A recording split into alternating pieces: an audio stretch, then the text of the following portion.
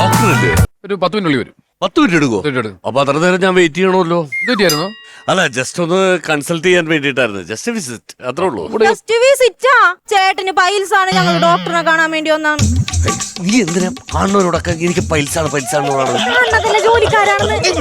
എടി, എനിക്കൊരു കൊച്ചസുഖമുണ്ട്. അതെല്ലാവരോടും ഇങ്ങനെ തൊള തുറന്ന് പറയേണ്ട കാര്യം എന്താണ്? നിങ്ങൾക്ക് പൈൽസ് അല്ലേ, അല്ലാതെ എയ്ഡ്സ് ഒന്നും അല്ലല്ലോ. അന്ന് ഞാൻ മൂലക്കുരു എന്ന് പറയാം. മിണ്ടരുത്, നിനക്ക് അങ്ങോട്ട് പോകാനായിട്ട് പറഞ്ഞില്ല. പോയി ഒന്ന് പോയിക്കൂടെ? ഒന്ന് നോക്കിക്കോട്ടെ, ഞാനിപ്പോ വരാം. പിന്നെ ഞാൻ ഉള്ള കുട്ടിയല്ലേ എന്നെ നോക്കി നിൽക്കാനായിട്ട്. നിങ്ങൾ എവിടെയെങ്കിലും പോവാതുകൊണ്ടാണ് പറഞ്ഞത്. ഇത് എന്തിനാണ് നിങ്ങൾ ഇങ്ങനെ ടെൻഷൻ ആവുന്നത്? ഇത് 80% പേർക്കുള്ള അസുഖമാണ് പൈൽസ്. ഇനി നിങ്ങൾ ഇങ്ങനെ വിഷയം ഉണ്ടാക്കേണ്ട കാര്യമൊന്നുമില്ല. ഇത് പാരമ്പര്യ അസുഖമാണ്. നിങ്ങളുടെ അച്ഛനും അമ്മയ്ക്ക് ആർക്കെങ്കിലും ഉണ്ടോ? എനിക്ക് അച്ഛനും അമ്മയും ഇല്ല. പിന്നെ വിത്തിട്ട് മുളച്ചു വന്നാണോ ഇയാൾ? അല്ല, എന്റെ പേപ്പറിൽ നിന്ന് വെട്ടിയെടുത്താണ്. താനൊന്ന് പോയിടൂ.